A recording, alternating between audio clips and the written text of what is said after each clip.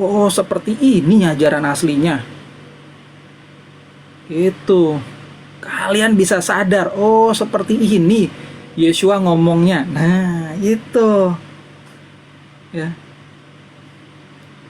Cuma ada harga yang harus dibayar. Ya. Pada saat kalian yakin, ya, ini nih ajaran yang benar, kalian berani nggak dibilang sesat? Itu ada harga yang harus dibayar. Nah, itu kembali ke masing-masing orang ya. Kalau saya kan masa bodoh orangnya. Ya, saya ngajar kayak gini sejak 2013. Yang bilang saya sesat bidat itu udah ribuan. Udah banyak banget ya. Hampir setiap hari itu saya dicaci maki terus. Ya, biarin aja. Ya, kalian seberapa berani gitu. Kan nggak ada pemaksaan. Ya. Ini ada hamba-hamba Tuhan juga ya yang udah kontak saya, udah ngobrol sama saya. Mereka nggak berani ngomong seperti saya di publik. Kenapa? Nih hari ini ngomong, hari ini ngajar, itu langsung nih followernya drop langsung. Langsung drop. Besok dipanggil, dipecat dari gereja. Nah gimana? Terus tiba-tiba dia telepon, Dok, lu tanggung jawab nih gara-gara lu. Nggak bisa gue tanggung jawab. Gue cuma ngajar doang. Semua gue balikin ke kalian. Kalian mau beraninya kapan dalam menyampaikan kebenaran itu balik lagi ke diri kalian. Nggak boleh ada yang maksa-maksa. Saya juga nggak maksain kalian. Sekarang, ya kalau nggak sekarang kamu mati nih, malam ini kamu masuk neraka. Nggak bisa. Nggak ada neraka kok. Nggak ada neraka. Apain takut? Ya.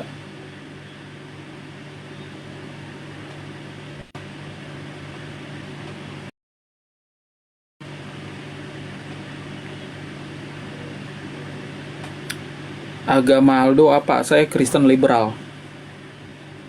Ya, istri sama anak-anak saya Katolik.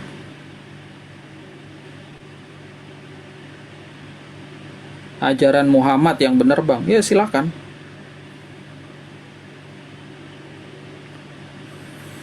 Pak Gabe, saya adalah Kristen liberal. Mohon dijelaskan tentang ketuhanan yang Maha Esa. Yeshua nggak pernah ngajarin ketuhanan yang Maha Esa. Maha itu artinya sangat, Esa itu tunggal.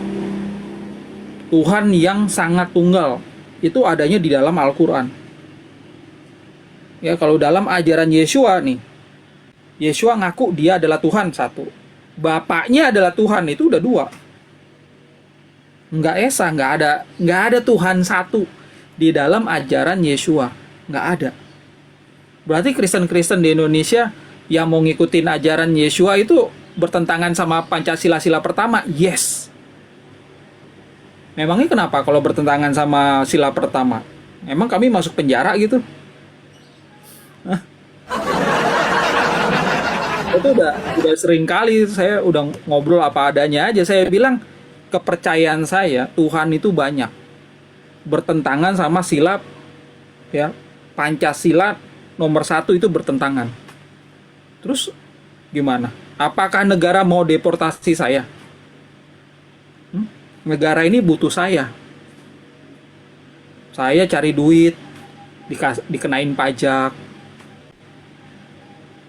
Iya, setoran ke negara. Itu tuh. Saya belum terima gaji, udah dipotong pajak gitu sama negara. Negara nggak mau tahu saya ini, ajaran saya ini mendukung Pancasila atau tidak, negara nggak mau tahu. Yang negara mau tahu adalah penghasilan saya berapa, pajaknya jangan lupa. Gitu. Mereka sih masa bodoh gitu. Saya mau percaya apapun, yang penting tidak melanggar undang-undang dan setoran pajak jangan lupa gitu.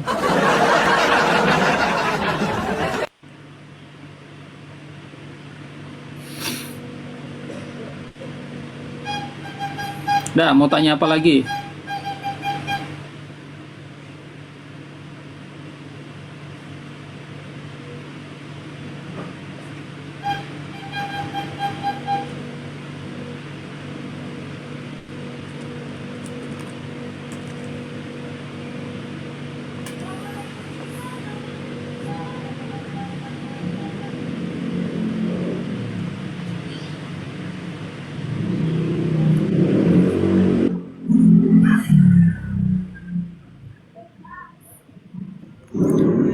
Selamat sore Bang.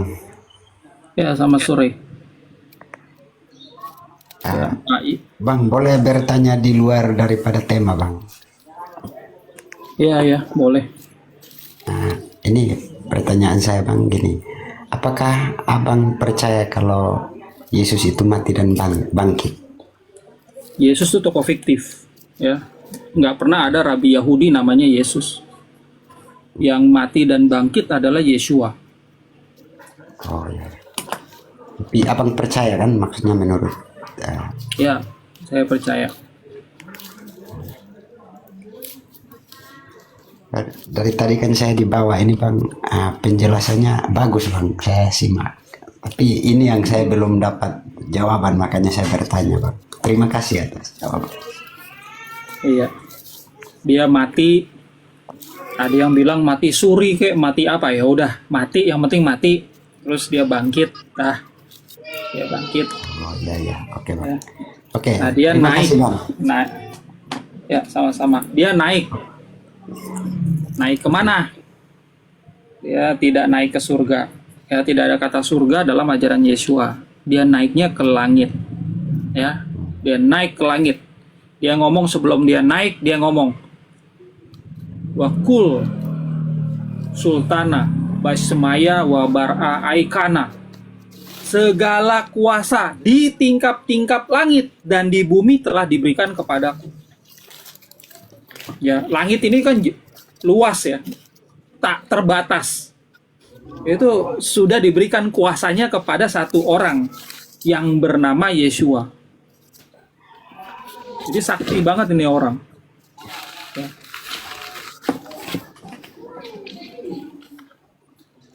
ya. Begitu Bang.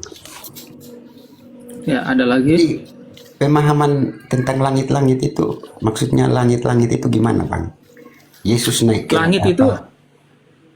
langit ya langit ya. Jadi kalau kita keluar rumah, kita lihat ke atas, kita ngelihat langit. Nah, kalau di dalam terjemahan bahasa Indonesia itu diganti kebanyakan sama kata surga. Kenapa kok ada kata surga? Karena dulu ya, si penerjemah ini ingin memurtadkan orang-orang Hindu. Ya, sebelum ada Indonesia itu kan terjemahan Belanda Melayu. Nah, itu udah dipakai itu untuk memurtadkan orang-orang Hindu. Gimana nih? Mereka kan mati maunya masuk ke surga loka, ke surga. Udah dimasukin lah surga gitu loh. Dipakai itu kata surga keterusan sampai sekarang. Makanya orang Kristen kan meyakini mati nanti masuk surga, Bapa ada di surga gitu.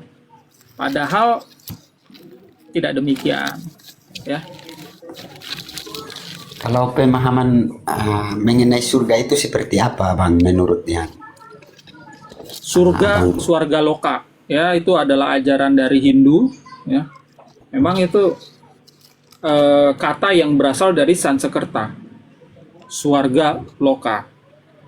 Ya, itu adalah kehidupan setelah kematian. Nanti nih kalau udah mati baru kita bisa lihat itu alam surga loka itu. Tapi kalau Yeshua sebelum mati kita udah bisa lihat itu yang namanya semaya, namanya langit. Ya, tinggal lihat aja ke atas.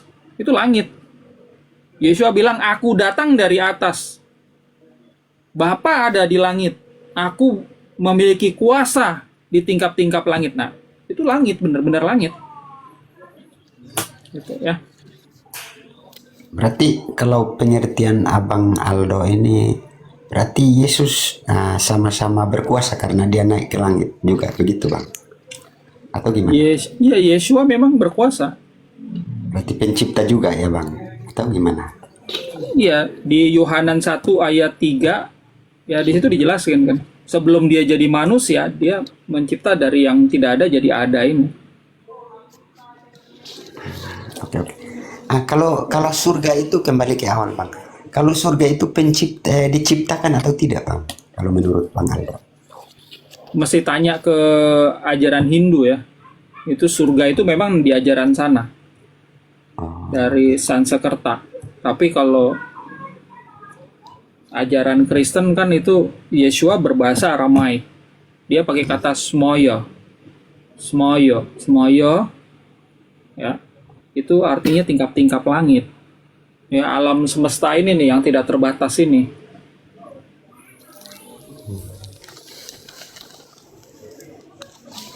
Oke.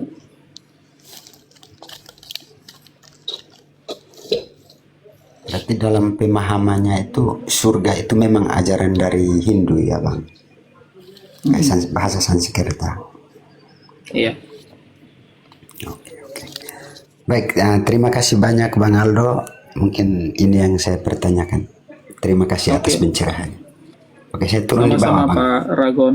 Ya, ya. Kasih turun saja saya Bang. Oke. Ini ada Ibu Yeti ya. Oke. Selamat sore Ibu Yeti. Ada yang mau ditanyakan atau disampaikan?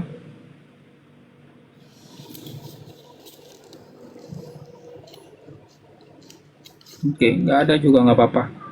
Baik teman-teman ya. Saya kembali ke topik di sini.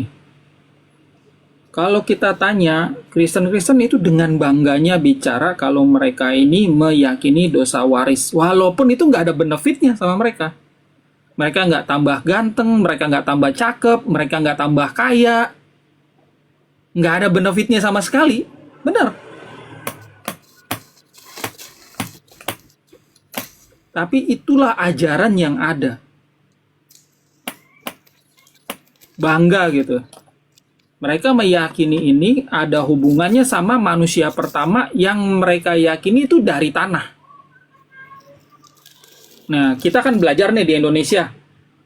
SD, SMP. Nah, waktu kita masuk SMA, kita pilih tuh jurusan. Ada IPA, IPS, bahasa. Ya, kalau kita pilihnya IPA di kelas 2, kita akan belajar biologi. Di situ guru biologi akan jelasin asal-usul manusia. Asal-usul Homo sapiens. Tidak ada guru di Indonesia, guru biologi yang ngajarin manusia dari tanah itu nggak ada. Sampai sekarang nggak ada. Ya, kenapa? Karena emang manusia bukan dari tanah. Selalu diajarin itu, ya kita berasal dari evolusi spesies sebelumnya. Saya masih ingat ya, itu guru biologi saya, emang kurang kerjaan itu guru. Dia milih ya, beberapa orang pinter untuk bikin kelompok. Ya, lalu masing-masing kelompok itu presentasi di depan kelas ya, membahas tentang evolusi manusia. Jadi pada saat itu saya mimpin tim, saya bawa gitu kan buku-buku evolusi. Ayah saya punya tuh buku tuh, luar biasa tuh buku ya, ensiklopedi itu. Saya bawa, wah itu buku ya dibaca sana sini gitu. Saya udah baca lebih dulu. Ya daripada guru biologi saya baca lebih banyak. Apa yang guru saya tahu, saya tahu. Tapi gara-gara buku itu, banyak yang saya tahu nggak diketahui sama guru biologi saya. Makanya dia respect sama saya. Saya dikasih waktu untuk menjelaskan. Panjang lebar saya jelaskan. Nggak ada bener-bener. Manusia dari tanah itu nggak ada buktinya. 0, 0. Tapi umat Kristen di Indonesia percaya ada. Bukan cuma percaya ada. Dosa warisnya juga dari situ kan ajarannya. Bangga gitu mereka yakini. Saya punya dosa waris. Buset dah. Gara-gara manusia yang nggak ada, mereka bisa yakin. Jadi ini sebenarnya tokoh fiktif, nggak ada. Gara-gara mereka, itu mempengaruhi kehidupan mereka. Gara-gara Adam dan Hawa yang nggak ada, mempengaruhi kehidupan beragama orang Kristen di Indonesia. Mereka sampai meyakini, saya harus membaptis anak saya. Kenapa? Karena kita semua sudah terkena dosa Adam dan Hawa. Buset.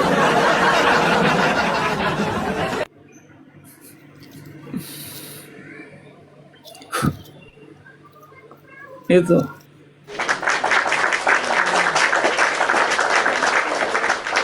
Ya, jadi tidak ada teman-teman manusia dari tanah, wanita dari tulang, ular bisa bicara. Itu tidak eksis.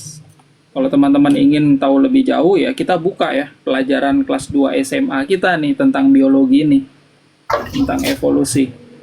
Nanti kita akan mendapatkan banyak data sejarah yang bermanfaat untuk hidup kita. Kita akan tahu, nah, oh nenek moyang kita hidupnya seperti apa. Ya. Oke, ada beberapa teman yang mau naik, silakan. Ya, selamat sore, host. Ya, Pak Joker, Pak Pasti, dan masih Ibu Yeti ya, yang di atas. Oke, selamat sore.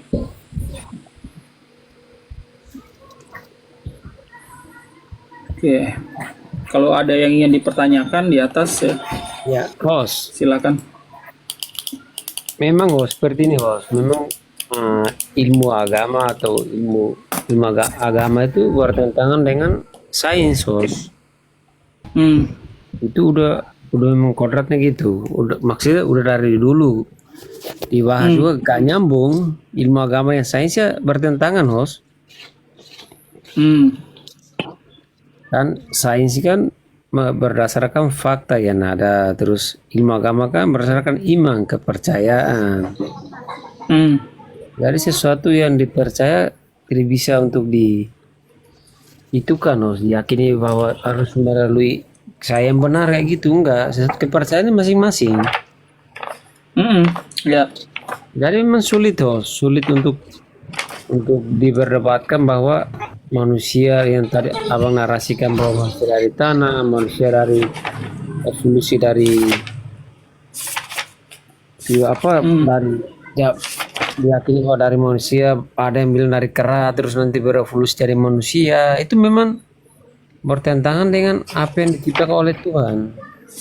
Iya. Adam Hawa memang. Iya. Begitu aja, host. Silakan, Mas. Oke, makasih.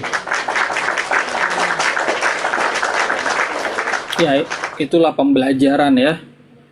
Kalau kita udah banyak belajar, kita akan bisa mengatakan itu. Banyak hal yang bertentangan. Sekali lagi, ini sebenarnya nggak perlu dipertentangkan. Kalau kita baca kitab-kitab ya dari agama, kita belajar ajaran moral di dalamnya. Ya, tentang kejadian Adam dan Hawa, itu apa sih kita bisa pelajari? Itu loh. Oh, manusia dari tanah, berarti kita nggak boleh sombong. Oh, Adam itu dijodohkan sama Hawa. Oh, jadi kita nih kalau cowok carinya cewek. Jangan cowok kawin sama cowok. Itu pelajaran yang harus kita ambil, kita petik. Ya. Jangan kita kebalik malah meyakini, oh ternyata dulu itu benar-benar manusia dari tanah. Jangan seperti itu. Ya. Nah, ini ada pertanyaan bagus nih dari Pak Antropo. Ya. Kalau nggak ada nih ya dosa waris, lalu Yeshua itu mati fungsinya untuk apa? Ya bukan untuk apa-apa. Yeshua mati itu dibunuh dia. Dia ini orang baik. Ngajarin yang baik-baik kepada komunitas, kepada bangsa yang sukanya bunuh-bunuh. Dia ngajarin kebaikan. Nah, gara-gara banyak orang iri, ya, orang-orang Yahudi itu berbondong-bondong ngikutin dia. Ini bisa sepi. Masalahnya balik lagi ke duit. Murid-murid itu kan ngasih duit buat gurunya, buat rabi-rabinya. Itu kalau murid-muridnya pindah menjadi pengikut Yeshua, duitnya gimana nih? Gitu loh. Udah nggak ada lagi yang mau menjadi muridnya rabi-rabi itu. Makanya mereka mencoba membunuh Yeshua dan akhirnya berhasil. Ya, kita lihat sekarang ayatnya. Matai 26 ayat 4. Wet malak al Yeshua bafne kla neh dunai wane te lunai. Mereka berunding untuk menangkap bersalah Yeshua dan untuk membunuhnya. Bukan?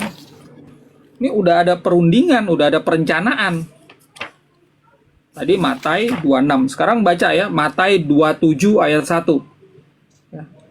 Ketden hewa sefra melka nasaf al Yeshua kelhon rabai kahne wa kasise de amma aik dan mitunai.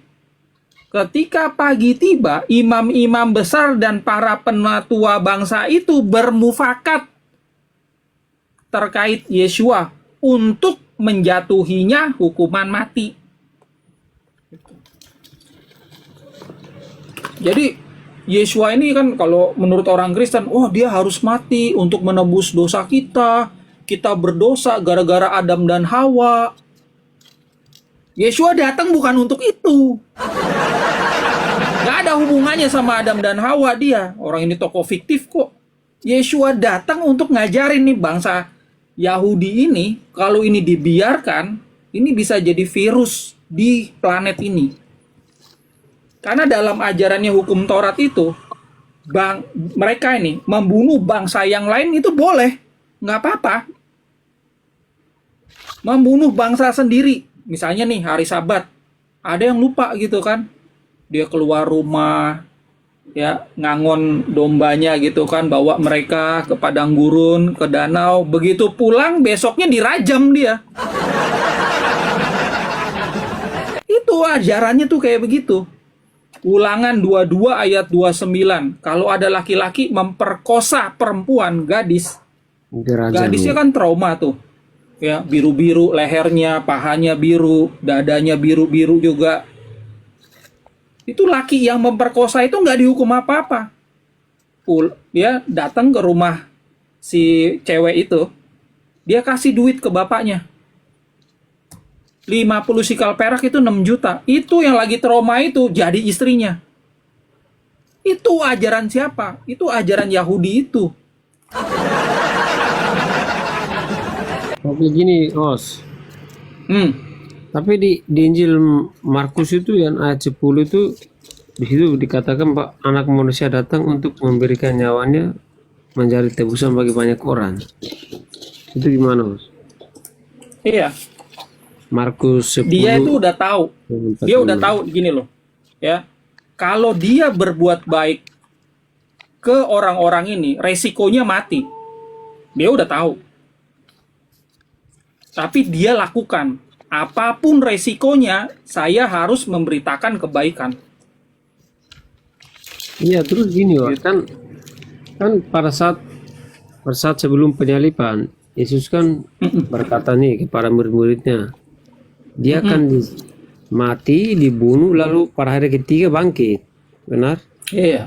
Dibunuh kan? Iya, dibunuh, mati, pada hari ketiga akan bangkit. Dan perkataan itu sesuai, benar? Iya. Memang dia dibunuh. Ya, kan happy ending kan? Happy ending kan? Iya, yang penting dia bangkit gitu. Yang penting dia itu melakukan tugasnya. Enggak begitu dia udah ngajar kebaikan, terus dia pengen dibunuh, dia akhirnya ngacir gitu. Dia pergi ke India. Nah, itu kan bukan happy ending. Terus ditanya, ngapain lu kok ketemu di sini, Yesus? Lu bukannya di tanah Yudea, lu ngajar? Enggak, gue takut, gue mau dibunuh. Itu enggak happy ending kayak begitu. Kabur dia.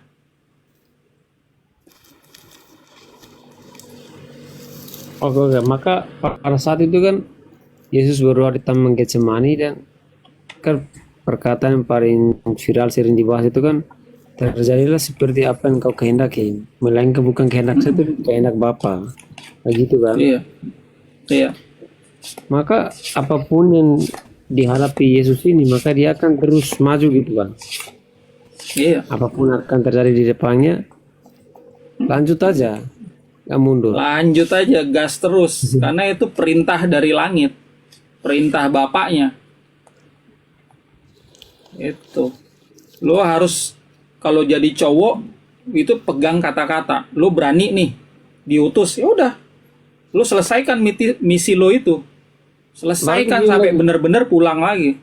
Bos, terus ada ayat di Alkitab bahwa inilah anak domba Allah yang menghapus dosa dunia. Apakah itu benar atau tidak, Bos?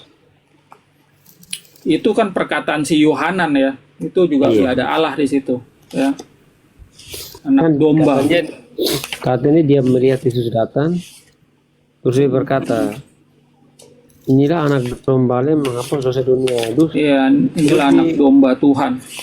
Ya, terus di ayat Matius 1 ayat yang ke-21 itu, malaikat menyampaikan kepada Maria bahwa anak yang dikandungnya itu akan menghapus dosa umatnya. dosa. Iya, Menghapus dosa umatnya. iya. Dia akan menghapus dosa bangsanya. Kenapa? Karena bangsanya itu lagi ngajarin ajaran Yehova, ajaran Hashem, ya. Membunuh bangsa yang lain boleh, jarah bangsa yang lain boleh, genosida boleh, bangsa sendiri boleh. Loh, ini udah berdarah-darah nih bangsa. Karena hal-hal yang tidak wajar itu yang bertentangan sama HAM itu diperbolehkan di sana. Ya. Berarti Makanya host ini harus di stop. agamanya apa, host? Saya Kristen liberal. Oh, Kristen liberal. Heeh.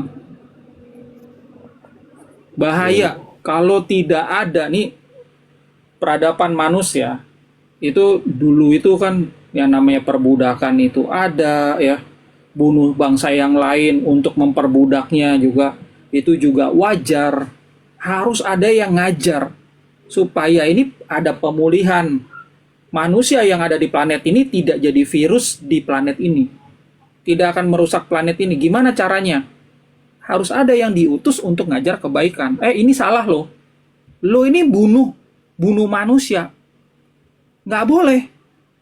Itu diajarin, harus diajarin. Ya, Yesua juga ya melarang yang namanya perbudakan. Tumbal-tumbal hewan itu juga diperbaiki. Ya, kalau bangsa Israel nih itu Iya, tumbal penghapusan diselamatkan dosa. oleh Yehova dari perbudakan Mesir untuk jadi budaknya Yehova. Nah, Yehova ngajarin orang Israel ini, setiap Sabat lo harus sembelih minimal 2 domba per keluarga.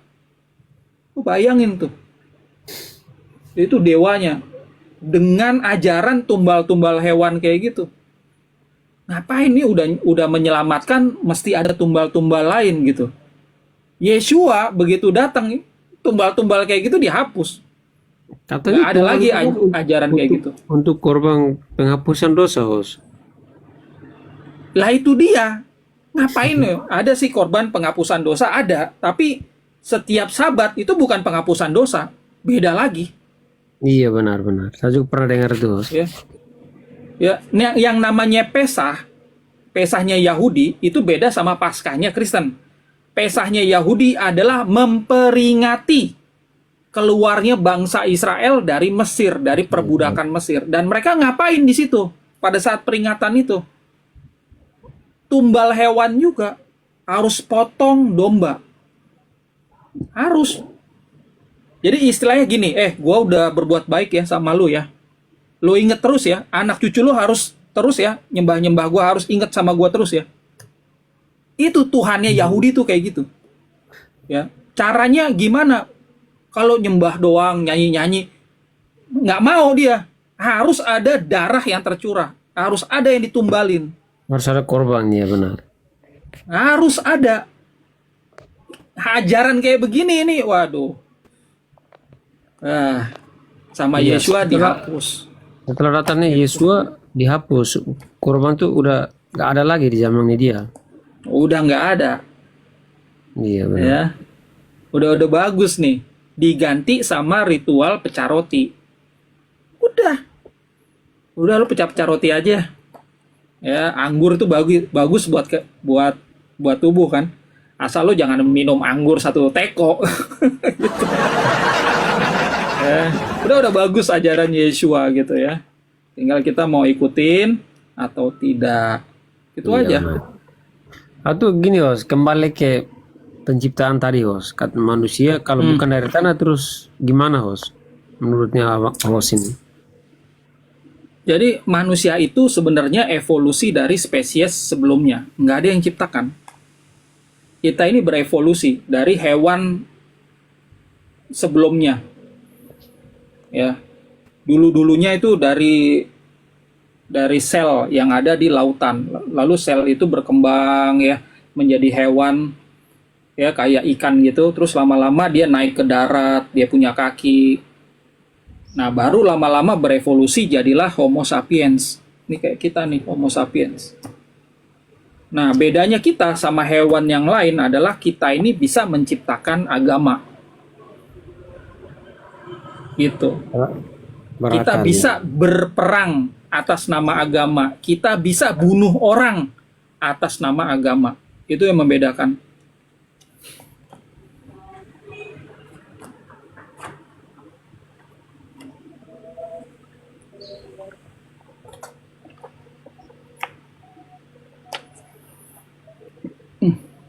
Nah,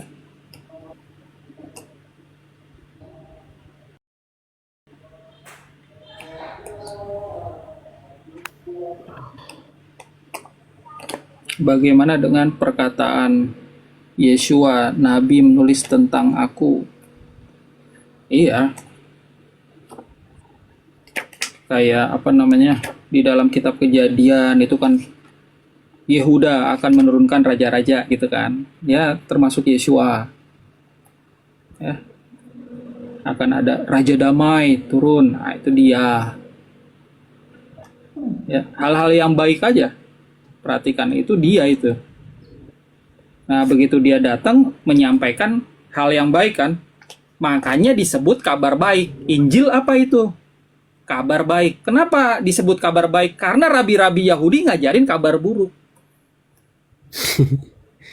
Ya, lo salah sedikit, lo dirajam. Lo salah sedikit, lo dibakar hidup-hidup. Iya, Itu keras. ajaran Yahudi itu. Keras itu. 10 Misalnya nih, hukum Taurat juga keras loh. iya. Jadi kalau misalnya nih mendengarkan, ini baru mendengarkan nih, ada pengajar yang lain. Terus dia ngajak nih saudara-saudaranya, dengerin yuk, tuh ada pengajar. Itu hukumannya mati, belum murtad. Belum murtad. Baru ngajak saudara-saudaranya untuk mendengarkan pengajar dari ajaran yang lain, yang asing. Itu hukumannya udah mati. Itu Waduh. keras itu. Dan yang menghukum mati itu kan rajam ya kebanyakan. Itu yang merajam duluan siapa? Keluarganya. Jadi prakteknya adalah nih orang dibenemin ya, supaya dia nggak bergerak-gerak, ya setengah badan dibenemin di tanah, lalu dirajam rame-rame tuh. Orang sekampungnya diawali oleh keluarganya. Itu kayak gitu tuh. Perempuan misalnya nih, perempuan itu diharapkan dia perawan pada saat dia itu menikah. Nah kan banyak nih ya perempuan yang dia kehilangan selaput darahnya itu, padahal dia tidak melakukan hubungan intim dengan pria. Dia misalnya kecelakaan, naik kuda, naik dongki gitu ya, kecelakaan, lalu dia pendarahan. Itu bisa terjadi. Nah, hukumnya Yahudi, ya pagi-pagi nih ya, dilihat spray. Pengantin baru itu kalau nggak ada bercak darah, itu pengantin wanitanya itu dirajam. Yang ngerajam siapa? Keluarganya. Keluarganya dulu. Nggak ada istilahnya, ini anak saya kecelakaan dulu gitu kan, selaput darahnya itu robek. Nggak ada cerita kayak gitu. Iya, kalau zaman sekarang ya karena asusila hak asasi manusia nih, Bang. Iya, lu berani kayak begitu, lu ditangkep lu. Iya. Masuk Langsung penjara tangkap. lu. Iya. Tapi itulah hukum di masyarakat Yahudi.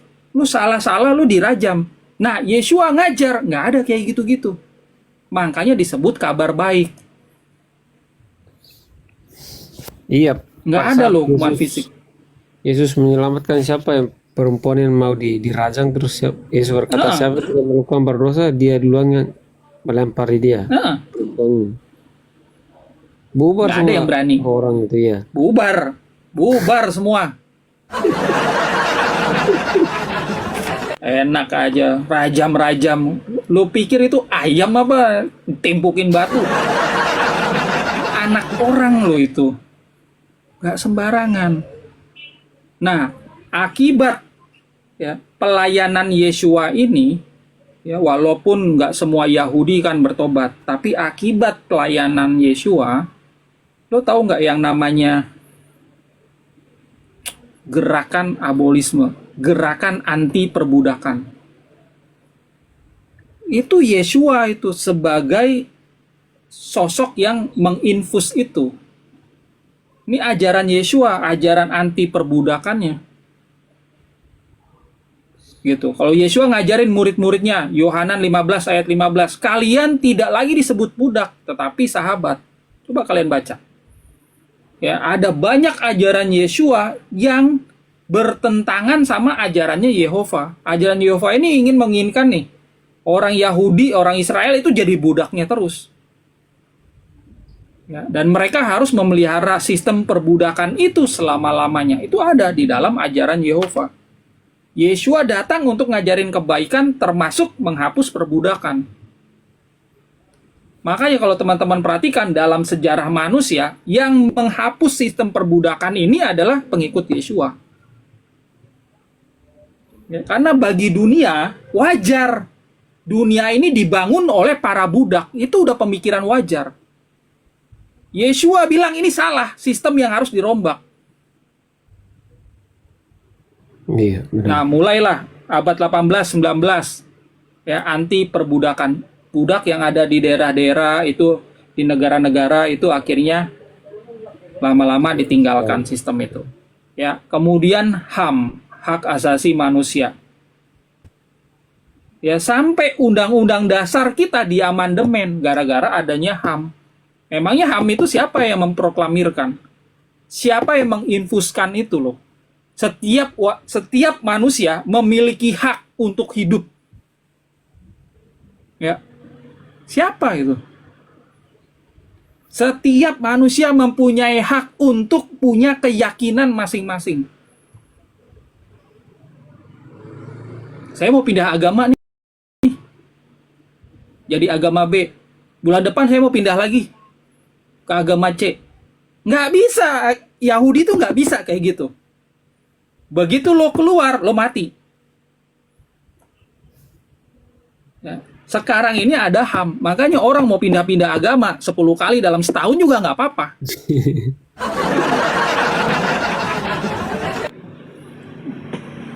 Makanya udah bagus kalau kita ngikutin ajaran Yeshua. Saya pikir udah bagus. Iya, benar Bang, mantap Bang. Ya. Dalam waktu dekat ya, saya mengeluarkan buku, judulnya adalah Budak-Budak Yahweh. Ya, jadi transformasi sistem perbudakan oleh Yeshua dari Yahudi ke dunia. Jadi Yeshua itu datang, kalau orang-orang kan berpikir untuk menghapus dosa waris.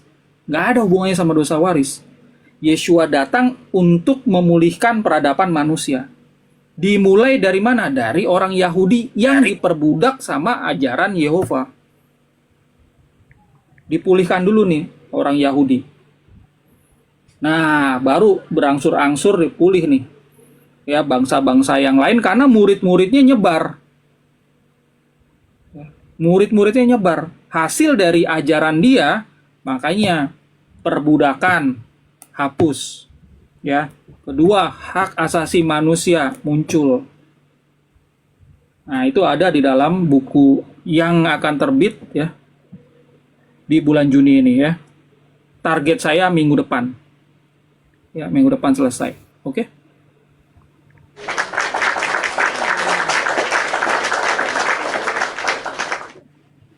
Nanti abang dilaporkan ke Yahudi nih Bang.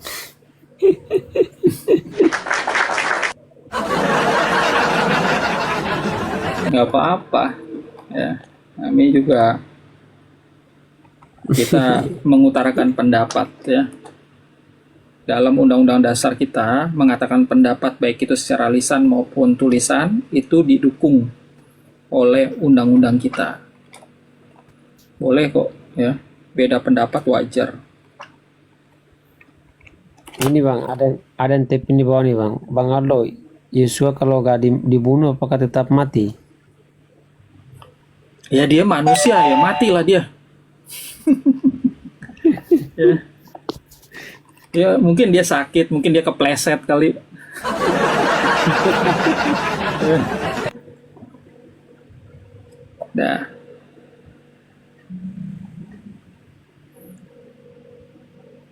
Jadi ada nih ajaran Kristen yang bilang Yeshua bukan manusia. Kalau kita lihat ya jujur ya dari tulisan-tulisan di dalam naskah itu Yeshua benar-benar manusia. Iya bang, Ya, benar-benar ya manusia dia kan. lapar, ya dia sakit, Gini kecapean. bang, Yesus benar-benar manusia kan memang ada murid-muridnya. Kalau gak ada muridnya gimana? Ya dia manusia. Iya. Ya. Posisinya rabi, dia ngajar. Makanya dia ada murid. Ya. Ada teman-teman Kristen itu kan ngundang saya di komalnya gitu. Saya nggak tahu sama sekali ini komal apa, tapi karena saya diundang, ya udah. Nggak taunya saya diinterogasi di situ. Ini pasti Onenes Ya, mungkin. saya ditanya-tanya. Nggak dari JO. Terus saya ditanya-tanya. Ya saya kan tanya, saya jawab gitu. Lama-lama saya bingung gitu. Pada saat saya bilang Yeshua manusia, mereka kompak menolaknya. Loh, jadi menurut kalian ini Yeshua ini apa? Onggo-onggo atau apa? Atau pohon beringin? Apa gitu kan? Enggak, Yeshua itu bukan manusia, dia Tuhan. Ya, dia ngaku sebagai Tuhan, iya. Tapi dia apa gitu? Kakak. Enggak, dia bukan manusia, dia daging. Dia bilang, daging bisa ngomong. Apaan sih daging bisa ngomong? Nggak jelas ini daging bisa ngomong. Aduh. Kan jelas yang dilahirkannya pasti manusia. Yang dilahirkan Maria pasti manusia loh. Masa yang dilahirkan manusia? Terus apa gitu? Apa? Cicak gitu. Karena ini kadang nih Kristen-Kristen ini ya, itu harus benar-benar diajar. Mari kita baca teks, baca naskah dan jujur. Ngapain sih kita ini nggak jujur gitu? Apa adanya aja.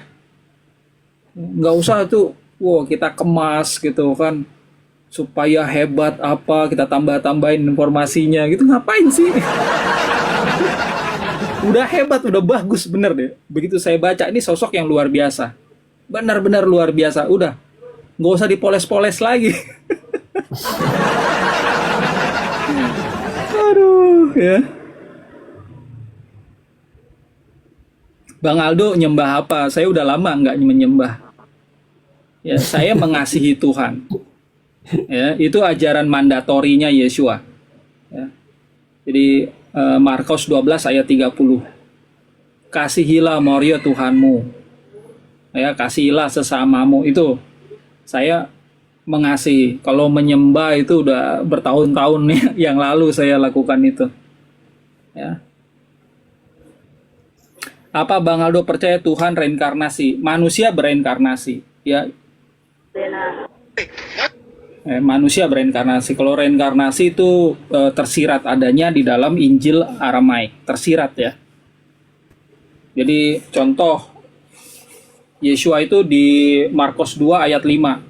Dia melakukan mukjizatnya. Ada orang lumpuh sejak lahir, lalu dia ngomong, "Bareh Zawikin lakhataya, anakku, dosa-dosamu sudah diampuni." Nah, itu dosanya dia di masa kehidupan yang sebelumnya itu, yang menyebabkan dia sekarang ini lumpuh. Nah, itu dosanya dihapusin. Ya, sehingga dia lumpuhnya itu udah. Lumpuhnya kan akibat dari dosa. Dosanya hilang, jadi lumpuhnya ini sembuh. Ya, itu yang pertama. Yang kedua, kalau teman-teman baca ya, di Matai 11 ya. Ada baiknya saya baca ya. Matai 11 ayat 14 ya. Wa seben eton kabel de huyu eladatit lemata. Jika kalian mau menerimanya, dialah Elia yang akan datang itu. Jadi memang orang-orang Yahudi itu meyakini nih Elia itu akan reinkarnasi. Nah, Yeshua yang ngomong. Ya. Jika kalian mau menerimanya, dialah Elia yang akan datang itu. Nah, ini diulang lagi nih di Matai 14. Ya, saya baca lagi ya. 14 atau 17 ya. 17 ayat 12 dan 13 ya. Saya langsung aja ke terjemahan. Tetapi aku berkata kepada kalian, Elia sudah datang. Udah datang tuh. Tetapi orang tidak mengenalnya dan memperlakukannya menurut kehendak mereka. Demikianlah juga Sang Putra Manusia akan menderita oleh mereka. Kemudian mengertilah murid-muridnya bahwa dia bicara tentang Yohanan si Pembaptis. Ya, jadi ini tersirat. Makanya banyak orang yang nggak ngeh. Ya. Berarti yang kekal bukan Tuhan saja, Bang. Kalau emang konsep reinkarnasi hidup selalu kekal di dunia. Emang Tuhan itu apa sih gitu?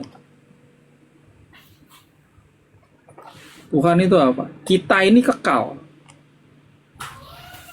Kita ini raga ini ya akan kembali nih ke tanah. Tapi kita ini kan kekal. Kita ini kan bukan raga.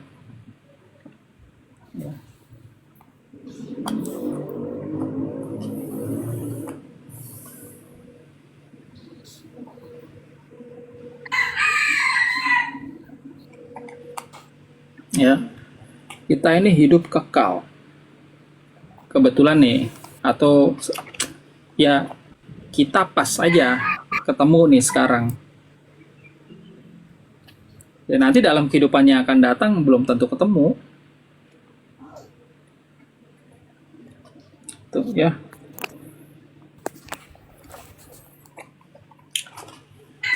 Kalau ada Kristen yang ngajarin hidup cuma sekali, ya itu kita harus hormati. Tapi itu sekali lagi, ini sama kayak mitos dosa waris. Nggak ada buktinya itu. Nah, justru kalau teman-teman mempelajari reinkarnasi, itu sudah ada banyak data riset yang menjelaskan tentang adanya reinkarnasi.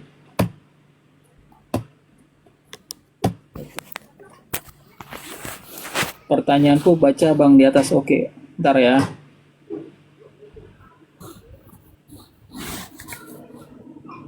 Saya bukan ateis, saya Kristen liberal.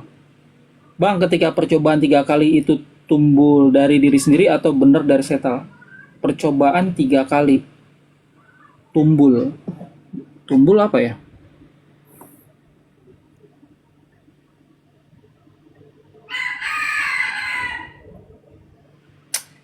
Bisa diulang, Pak, pertanyaannya lebih jelas, Pak Kausa Prima. Mohon dijelaskan balasan baik dan buruk setelah manusia mati. Jadi menurut konsep reinkarnasi yang saya yakini ya, kehidupan kita nanti ini dipengaruhi dengan apa yang kita lakukan sekarang. Ya, bukan apa yang kita imani. Apa yang kita lakukan. Kita beriman yang baik-baik, tapi tindakan kita buruk-buruk ya percuma. Ya. Percuma. Ya, apa yang kita lakukan. Nih misalnya ada orang gitu, mereka nggak tahu banyak tentang ajaran Yesua, tapi yang mereka lakukan adalah kebaikan.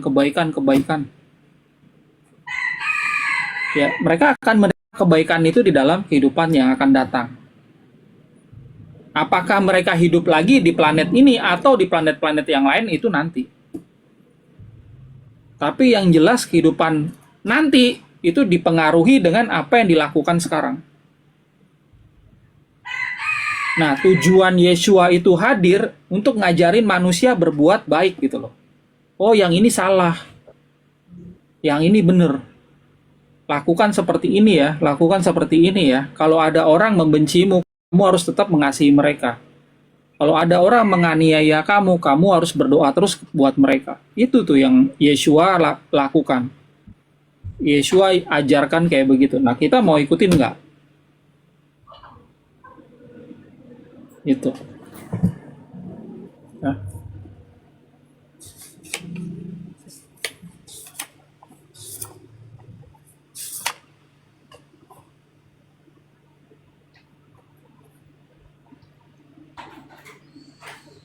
Yesus dicobai. Oh, Yesua dicobai. Yesua dicobai. Pertanyaannya apa ya? Bentar ya, pertanyaannya. Bang, ketika pencobaan 3 kali itu timbul dari diri sendiri atau benar dari setan? Nah, kalau saya pelajari ya di apa dari apa namanya nih dari Injil Pesita yang Aramaik ini ya, itu saya mengambil kesimpulan secara pribadi ya. Kalau itu sebenarnya Yesua itu menyendiri ya, dia lalu dia berpuasa di sana gitu, itu kejadian spiritual gitu. Jadi pada saat dia dibawa ke bumbungan bait suci itu nggak dibawa benar-benar gitu. Ya. Itu dia masuk ke alam mimpi seperti itu. Tapi memang di situ dia mengalami ujian dengan kesadaran dia. Nah, saya bisa dapatkan kesimpulan itu ya. Begitu saya membaca ya di apa ada Dr. George Lamsa itu kalau yang menjelaskan kata-kata yang Yesua ucapkan. Itu kata-kata itu artinya apa sih di dalam budaya Yahudi saat itu? Uji coba. Kan Yesua diuji. Nah, di dalam Injil yang kami terjemahkan di situ ada penjelasannya. Ya, dia diuji. Pada saat dia keluar dari air baptisan, ya, itu ada suara dari langit. Inilah putraku. Ya, garis bawahi, inilah putraku. Nah, makanya sebelum dia melayani, dia sebagai rabi ngajar kebaikan, dia kan diuji dulu. Ya. Diuji dulu. Jika engkau putra Tuhan, ubah batu jadi roti. Jika engkau putra Tuhan, jatuhkan dirimu dari ketinggian. Jika engkau putra Tuhan. Jadi ya itu uji coba. Ya. Teman-teman baca aja di Matai 4. Ya di sini ya, saya bacain ya. Referensinya itu dari buku Idioms in the Bible Explained karya Dr. George Lamsa halaman 9192 menjelaskan bahwa uji coba saat itu sering terjadi saat seseorang ingin membeli lembu atau kuda. Mereka diberi waktu untuk menguji hewan yang mau dibeli itu dalam beberapa hari. Penulis kitab ini menyajikan kisah Yesua sebelum pelayanan melakukan uji coba di gurun. Dia menyendiri dan berpikir matang-matang apa yang akan dia lakukan dan apa yang akan terjadi. Ya, dia pikir gitu. Emang nggak gampang ya ngajar orang-orang Yahudi, komunitas yang istilahnya senggol bacok. Lu nyenggol gua bacok lu. Ya, karena ajaran Yahudi memang nggak apa-apa, lo bunuh orang nggak apa-apa, bunuh rame-rame gitu, itu nggak apa-apa. Makanya hati-hati dia sebelum melakukan itu, ya udah dia persiapkan dulu tuh, mateng-mateng, pikirin lagi kalau dia mau balik badan, udah balik badan setelah itu gitu. Udah nggak jadi deh, terlalu berat buat gua, maka sang bapak akan mengutus yang lain. Ya mungkin gue yang diutus pada saat itu. Cuma ini Yesua berani banget ya. Gue acungin jempol, dia berani banget memang. Ya. Secara manusia berpuasa pasti mengalami keputusasaan, tapi di sini Yesua menang melawan semuanya. Yes. Ya dia puasa.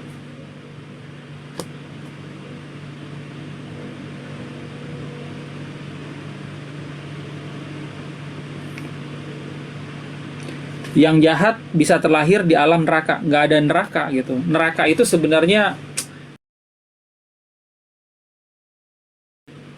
ajaran dari kekristenan yang berkembang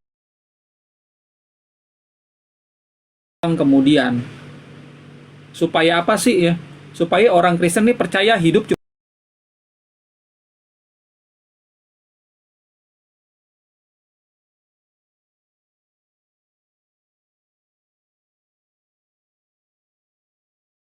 pintunya cuma satu. Udah pokoknya lo adanya pintu masuk, nggak ada pintu keluar di situ. Orang itu akan berpikir nih sebenarnya kabar baik atau kabar jahat gitu. Ya, nih pendeta datang gitu kan, kasih tahu ini kabar baik loh buat kamu. Ya ngapain kamu kok agamanya ini? Kamu ikut Yesus ya. Emang kalau ikut Yesus kenapa? Lo bisa masuk surga apa? Terus kalau gua tolak gimana? Ya lo masuk neraka. Ya lo disiksa terus gitu. Nah ini kabar baik atau kabar preman? Coba ya, saya ulang ya. Ini ada orang, ada keluarga gitu ya. Dia agamanya non-Kristen.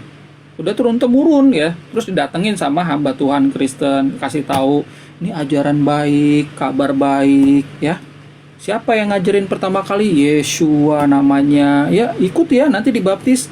Terus kalau saya nggak malu, kalau nggak mau gimana? Ya nanti kamu mati ya, malam ini kamu masuk neraka. Kamu disiksa terus selama-lamanya. Terus bisa nggak saya keluar dari neraka? Nggak bisa. Lu harus, makanya cara satu-satunya lu menghindari neraka ya Yesus ini. Oke, begini ajaran baik. Iya, ini ajaran baik. Ini ajaran baik atau ajaran preman? Preman sebenarnya. Preman. Lo mau nggak terima? Kalau nggak, lo masuk neraka. Gitu. Ada itu namanya neraka.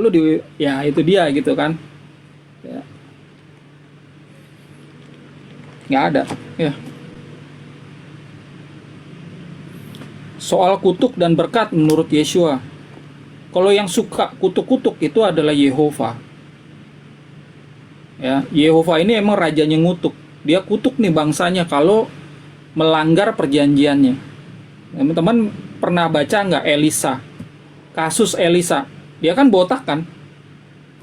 Terus dikatain nih, sama anak-anak, sama remaja, botak, botak, botak. Terus dia kutuk itu anak-anak itu. Pakai nama siapa? Pakai nama Yehova. Keluarlah 2 beruang itu dari hutan. Dia bunuh semua tuh anak-anak.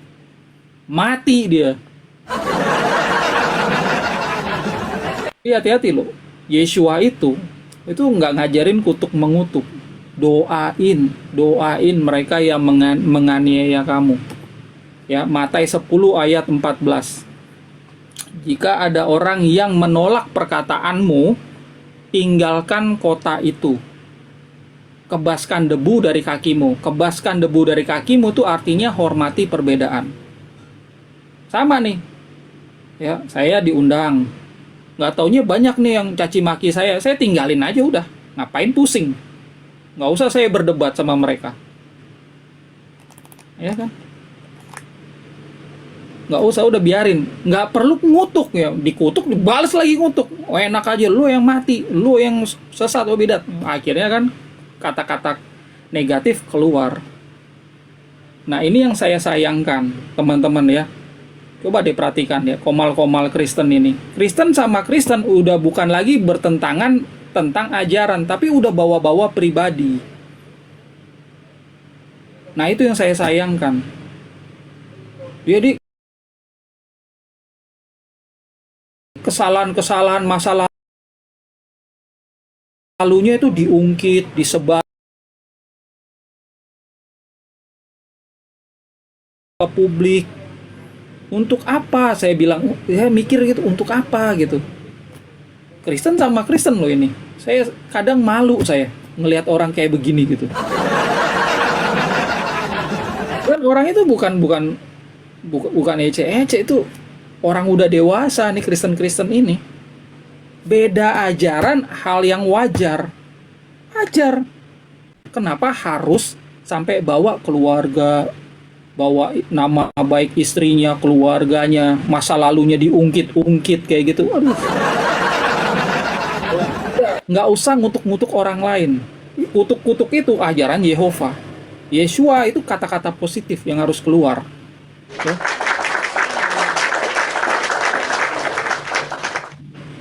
Kembali ke laptop ya.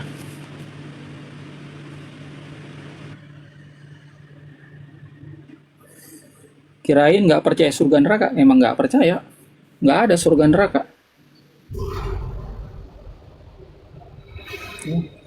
Oke, Pak Mariono, selamat sore.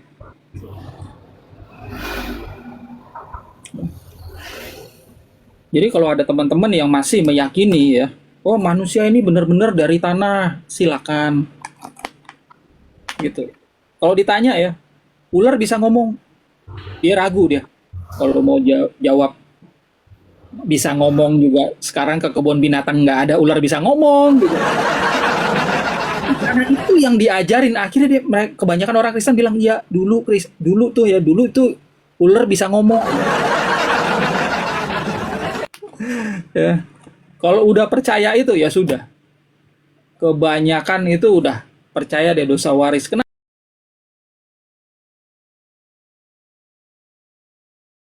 Data science, data riset arkeologi, biomolekular itu udah banyak banget ya. Teman-teman akan belajar di situ. Oh ya. Ya.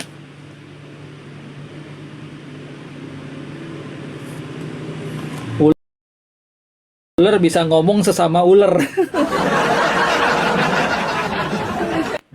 Aku dan Bapak satu, maksudnya gimana? Satu di situ hat ya, menurut Dr. George Lamsa ya. Hat di situ itu tradisi Yahudi. Sebenarnya artinya sepakat. Ya, contohnya gini, saya sama Pak Masochi ya. Saya cerita nih ke orang lain, saya sama Pak Masochi itu satu. Kami ingin membuat perusahaan di bidang oil and gas. Nah, kata satu dalam kalimat itu artinya sepakat. Saya dan Pak Masochi sepakat ingin membuat perusahaan di bidang oil and gas. Itu maksudnya kata satu. Cuma kan orang Kristen di Indonesia kan percayanya enggak, itu satu pribadi. Ada yang bilang kenapa? Karena mereka nebak-nebak gitu. Nebak aja, ditanya emang Yesua ngomong apa? Nggak tahu kan? Main tebak aja gitu. Satu ini artinya ini gitu. Mereka nggak mau jujur gitu. Kalau ditanya kan, lu tahu sih sebenarnya apa enggak? Harusnya kan mereka jujur, sebenarnya nggak tahu nih Om Aldo, gue cuma nebak-nebak aja. Nah gitu. Ya.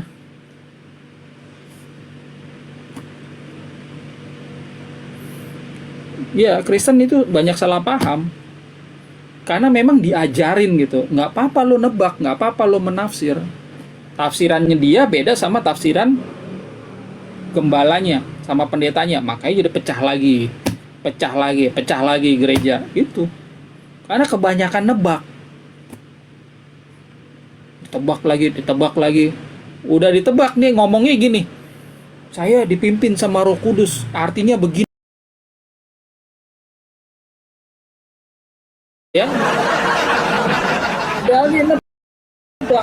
Terus ada lagi yang ngomong gini, enggak, lu salah lu. Gue ini udah naik turun surga, ke neraka aja gue udah pernah. Nah, udah parah. Bisa gue debat kayak gitu udah nggak bisa gue. Kalah gue udah langsung dah.